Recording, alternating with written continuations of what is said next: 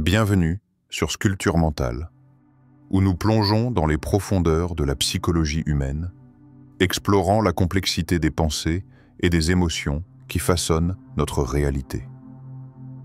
Aujourd'hui, nous abordons un concept radical, celui de agir comme si vous étiez le meilleur. Personne n'est meilleur que vous.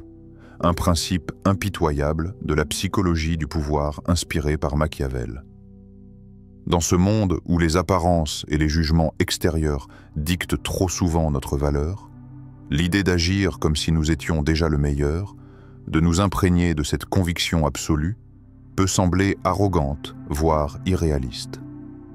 Mais derrière cette notion se cache un secret puissant pour ceux qui comprennent la dynamique du pouvoir et de l'influence. Ce n'est pas une question d'ego démesuré, mais de stratégie mentale et d'emprise subtile sur le monde qui vous entoure. Dans cet épisode, nous allons décortiquer les rouages de cette psychologie impitoyable en nous plongeant dans l'art de cultiver cette croyance inébranlable en soi. Ce chemin n'est pas pavé d'illusions, mais de maîtrise consciente et d'une lucidité aiguisée qui, au lieu de nous aveugler, nous permet de voir la vérité nue sur notre potentiel. Agir comme le meilleur, c'est une déclaration silencieuse, une sculpture mentale qui modifie la forme de notre réalité. La grande illusion de la perfection, l'art de l'apparence. L'homme qui veut être considéré comme vertueux doit savoir être vice quand cela est nécessaire. Le monde moderne nous enseigne une leçon amère, pourtant universelle. La perfection est un fardeau que nous portons tous. Chaque jour, nous nous soumettons à des attentes qui ne sont pas les nôtres, mais celles des autres, celles qui sont inscrites dans des idéaux collectifs de beauté, de succès et de réussite. C'est un masque si bien construit qu'il devient presque indiscernable de la vérité. L'homme ou la femme se laisse prendre au jeu, dans l'espoir de plaire, de se conformer à ce que l'on attend de lui. Mais derrière cette façade, que reste-t-il? Qui sommes-nous vraiment lorsque l'on dépose ce masque, lorsque l'illusion s'effondre? Aujourd'hui, chacun de nous joue un rôle. Nous sommes des acteurs dans un grand théâtre social où la perfection devient la seule norme acceptable. Et pourtant, combien parmi nous connaissent-ils réellement ce qui les pousse à jouer ce rôle? Combien d'entre nous savent ce qu'ils cherchent à fuir en arborant ce masque? La quête de l'admiration des autres, cette illusion de contrôle et de puissance nous aveugle. Chaque geste, chaque sourire, chaque parole semble être une tentative désespérée de séduire, de convaincre les autres de notre valeur. Mais la vérité, la vraie essence de notre être, reste derrière ce masque, en silence. La perfection n'est rien d'autre qu'une illusion soigneusement tissée par notre propre esprit, une étoffe brillante qui masque les imperfections de l'âme. C'est un mirage, un jeu d'ombre et de lumière qui sert à nourrir nos désirs superficiels. La véritable grandeur, celle qui dépasse l'apparence et les jugements extérieurs, réside ailleurs. Elle réside dans la maîtrise totale de soi. Ne soyez pas dupes. Ceux qui se battent pour apparaître comme les meilleurs, qui cherchent à être acclamés et adulés, sont condamnés à vivre dans une illusion éternelle. Mais vous avez vu au-delà de cette illusion. Un jour, dans un désert de sable brûlant, un général, son regard froid comme la glace, prit la parole devant ses troupes épuisées. Ceux qui sont prêts à me suivre n'ont jamais vu la véritable bataille. Ce général, loin d'être un héros de guerre flamboyant, avait compris que la véritable lutte ne réside pas sur les champs de bataille extérieurs, mais dans la guerre intérieure. C'est dans le silence de l'âme que la véritable bataille se joue. Ce n'est pas l'extérieur qui façonne l'individu, mais ce qu'il est à l'intérieur, dans son essence la plus pure. Ce général, sans un seul mot d'apparat, imposait sa volonté par son seul regard, par cette conviction inébranlable qui émanait de lui.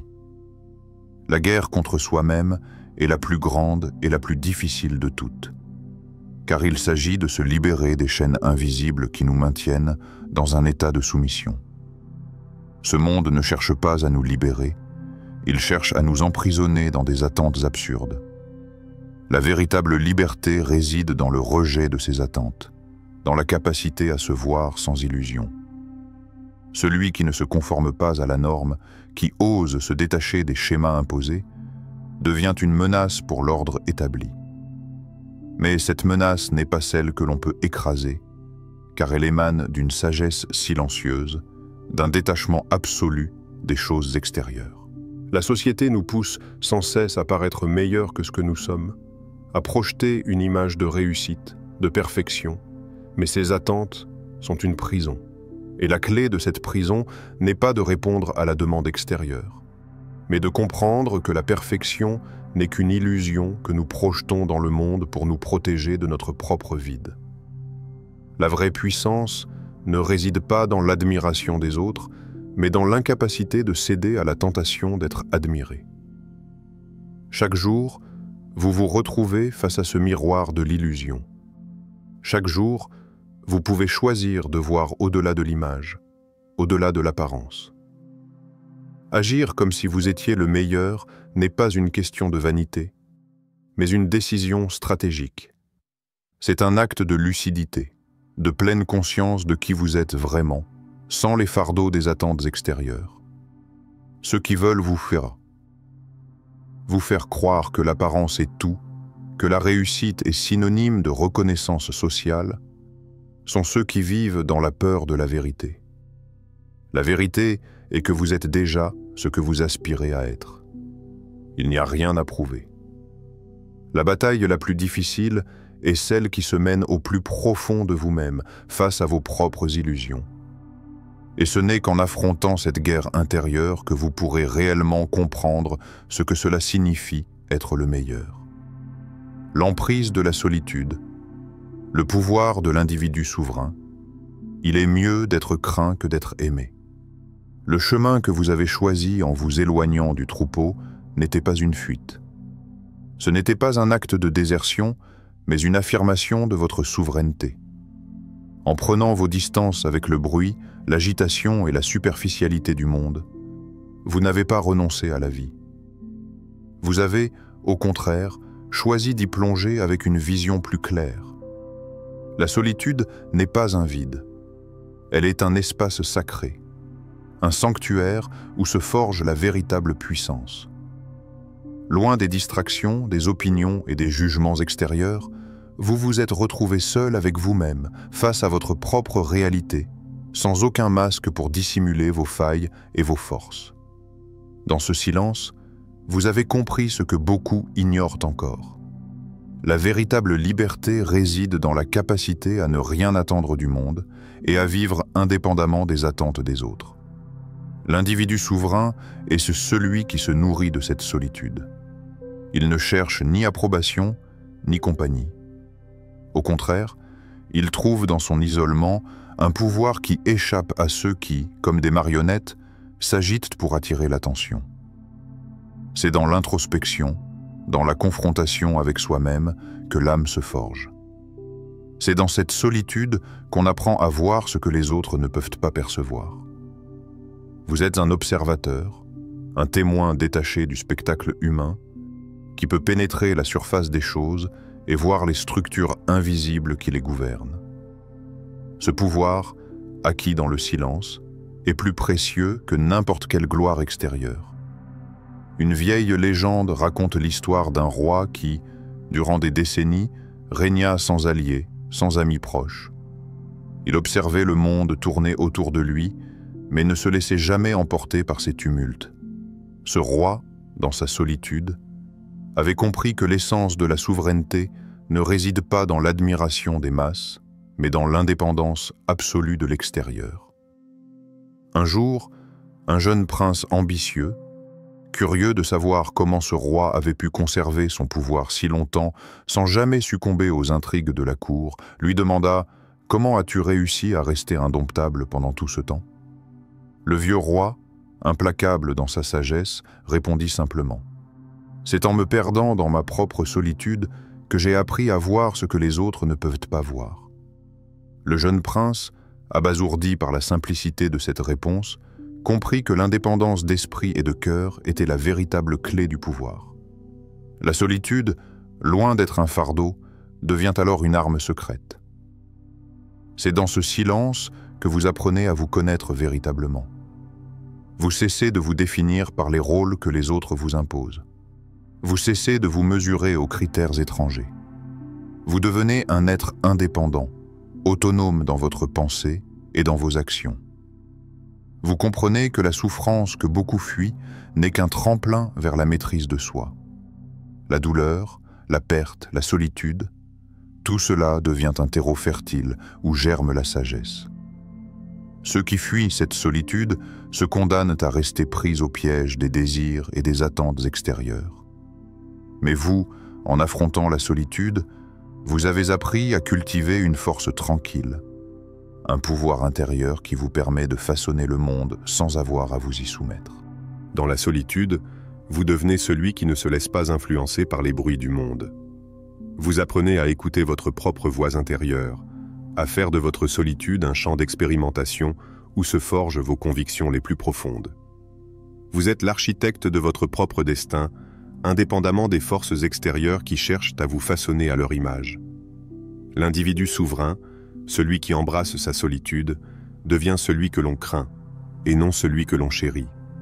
Il n'a pas besoin de la validation du monde pour exister. Il est un phare dans la nuit, une silhouette imposante qui, par sa seule présence, impose respect et admiration. Cette puissance n'est pas un pouvoir que l'on acquiert par des actions extérieures, mais un pouvoir qui découle du centre même de l'être. C'est un pouvoir qui émane de la liberté intérieure. Alors, dans votre solitude, cessez de chercher des réponses à l'extérieur. Lisez les livres, écoutez les autres, mais ne permettez jamais à leur voix de dominer votre propre compréhension. C'est dans l'obscurité de la solitude que la lumière de la véritable sagesse émerge.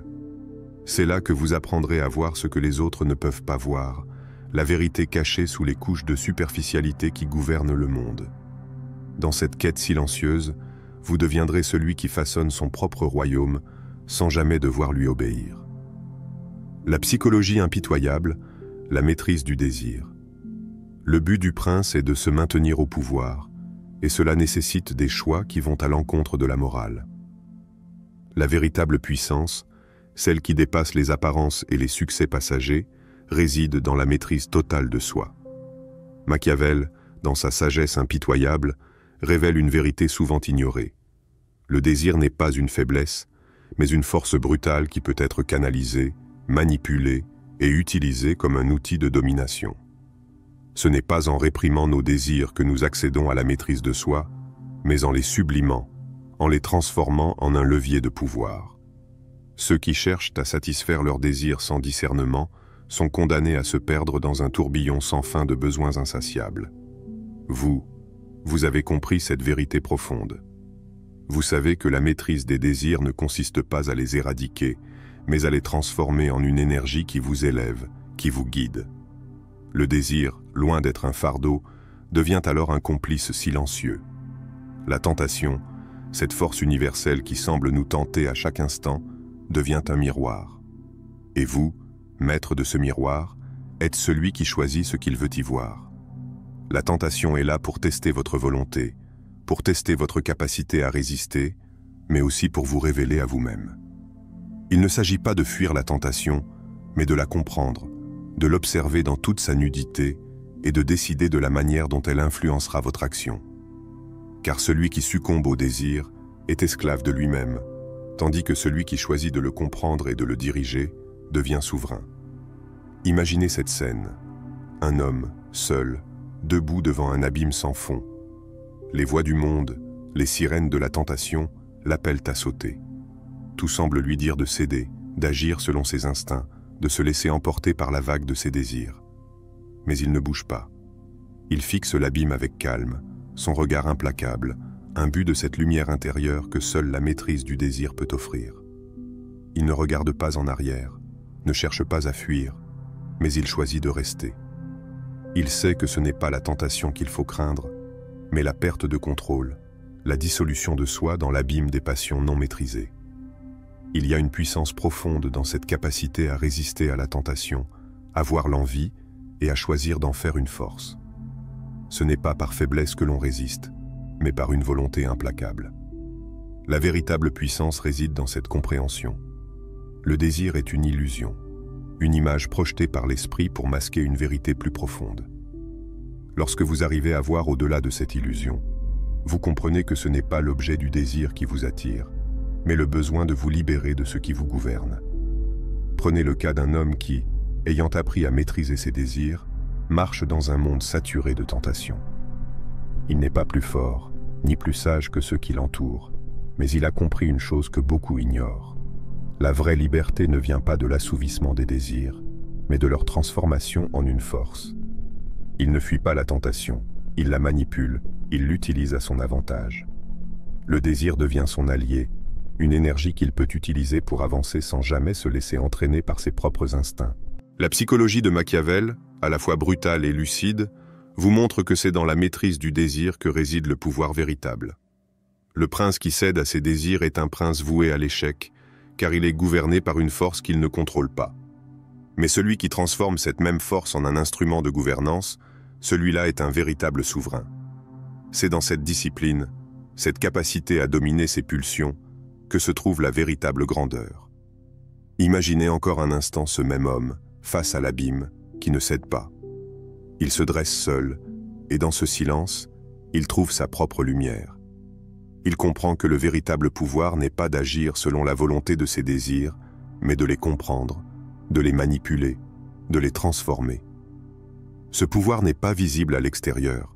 Il réside dans l'esprit, dans la capacité de gouverner son propre monde intérieur. La tentation est un test. Et la réponse à ce test ne réside pas dans l'inaction, ni dans l'autoflagellation. Elle réside dans la conscience lucide que vous êtes celui qui choisit ce qui nourrit votre esprit et ce qui le détruit. La tentation devient alors un outil, une force que vous pouvez contrôler. Car la véritable puissance n'est pas dans l'action impulsive, mais dans le calme implacable avec lequel vous choisissez de répondre à vos désirs. Vous devenez l'artisan de votre propre destinée, sculptant chaque moment selon votre volonté. Et c'est dans cette maîtrise du désir, que vous atteignez la véritable souveraineté. La vérité cachée derrière le pouvoir, questionnement et révolte. Qui ne voit les choses comme elles sont, ne pourra jamais les changer. À chaque moment, le monde vous impose ses images, ses rêves illusoires et ses attentes. Il vous pousse à courir après ce qui ne vous appartient pas, à vous conformer à des idéaux artificiels et à poursuivre des chimères qui n'ont jamais eu de substance. Pourquoi l'homme s'inflige-t-il cela? Pourquoi se laisse-t-il piéger dans un monde d'apparence, dans une quête sans fin de quelque chose qu'il ne peut jamais atteindre? Chaque jour, vous êtes confronté à ce dilemme intérieur. Chaque jour, vous ressentez cette tension, ce vide qui se cache derrière les façades. Pourquoi courir après les mirages, quand la véritable richesse se trouve dans la connaissance de soi, dans la maîtrise de votre propre esprit? Il est facile de se laisser emporter par la vague du conformisme, de se perdre dans la course à la reconnaissance, à l'accumulation, à la consommation. Mais vous êtes à un point où il devient impératif de poser la question fondamentale. Qui suis-je réellement? Ce n'est pas une question superficielle. Ce n'est pas une simple réflexion comme les autres. C'est un appel à l'éveil. Car tant que vous fuyez cette question, tant que vous vous dissimulez derrière les illusions du monde, vous serez comme un spectateur dans votre propre vie. La véritable réponse à cette question ne réside pas dans l'ego, ni dans l'affirmation extérieure de qui vous êtes, mais dans l'effondrement de toutes ces constructions mentales qui vous définissent et vous limitent. L'ego, il doit être sacrifié. Il doit être mis à nu, vidé de son poids, pour que vous puissiez percevoir la vérité dans sa forme la plus pure. Les illusions que vous entretenez, ces mensonges confortables que vous vous racontez, ne font que vous enfermer dans une cage dorée. Si vous souhaitez toucher le pouvoir véritable, il vous faut tout d'abord démanteler cette cage, vous débarrasser de ces chaînes invisibles qui vous retiennent. Ce n'est pas un acte de réflexion passif. Il s'agit de vous confronter à la vérité nue, de regarder dans les yeux la réalité du monde et de vous y voir tel que vous êtes vraiment, sans artifice. Cette confrontation avec la vérité est douloureuse. C'est une révolte. Vous devez vous révolter contre la facilité de la pensée, contre la manière dont le monde vous façonne pour vous faire accepter des fictions comme des vérités. Le monde que vous voyez autour de vous est une illusion tissée de peur, de fausses croyances et de désirs aveugles. Mais tout pouvoir commence par la capacité à voir au-delà de cette illusion. Et c'est là que réside la vérité cachée derrière le pouvoir. L'acte de se libérer des illusions pour voir le monde tel qu'il est. Vous êtes seul, certes. Mais cette solitude n'est pas celle d'un être abandonné, comme le voudrait la vision romantique du monde. Ce n'est pas une solitude de la désolation, mais celle d'un maître, d'un souverain qui a compris que tout pouvoir commence par la révolte contre les illusions qui gouvernent l'existence. Celui qui choisit de se voir sans phare, de regarder le monde dans sa froide vérité, devient celui qui contrôle sa destinée. Vous ne cherchez pas la validation du monde, vous ne vous soumettez plus à ses attentes. Vous êtes celui qui choisit ce qu'il veut devenir, sans le moindre compromis. C'est dans cette révolte intérieure que se trouve la vraie puissance. Car ce n'est qu'en détruisant les illusions qui nous entourent que nous pouvons voir la réalité dans toute sa clarté. Et dans cette clarté, nous découvrons que tout pouvoir commence par l'indépendance totale. Vous vous libérez du poids de ce que l'on attend de vous. Des attentes sociales, des règles imposées par une société qui préfère vous voir conformer plutôt que véritablement libre. Et dans cette liberté, vous devenez le maître de votre propre réalité. Le monde continue à tourner, à se perdre dans ses faux semblants, mais vous avez fait un choix. Vous avez choisi de regarder au-delà de l'apparence, de remettre en question ce que l'on vous a appris à croire, de vous révolter contre la norme et la conformité. Cette révolte n'est pas un cri dans le vent. Elle est une affirmation de votre pouvoir intérieur, une proclamation que vous êtes celui qui détient les clés de son propre destin. Vous n'êtes pas un simple spectateur dans ce monde. Vous êtes celui qui le façonne à son image, parce que vous avez osé voir les choses telles qu'elles sont et non comme vous auriez voulu qu'elles soient. Ainsi, la véritable puissance n'est pas de se soumettre aux illusions du monde, mais de les voir pour ce qu'elles sont. Des constructions fragiles qui se dissipent dès que l'on choisit de s'en affranchir. Ce pouvoir réside dans la révolte silencieuse, dans l'acceptation de la solitude intérieure qui vous permet de voir au-delà du voile de la société. Et c'est dans cette révolte, dans ce choix d'affronter la vérité sans phare, que vous découvrirez ce que signifie véritablement être libre. En conclusion, vous avez maintenant vu les illusions qui gouvernent ce monde et avez pris conscience de la véritable nature du pouvoir. Il réside dans la maîtrise de soi, dans la révolte silencieuse contre les attentes extérieures et les désirs insatiables. Ce pouvoir n'est pas acquis par la soumission, mais par l'affranchissement de tout ce qui vous lie à des vérités superficielles. Vous êtes maintenant face à la liberté de choisir qui vous êtes et ce que vous devenez. Le chemin est simple, mais pas facile. Il exige une introspection sans compromis, une volonté de voir le monde et soi-même tels qu'ils sont.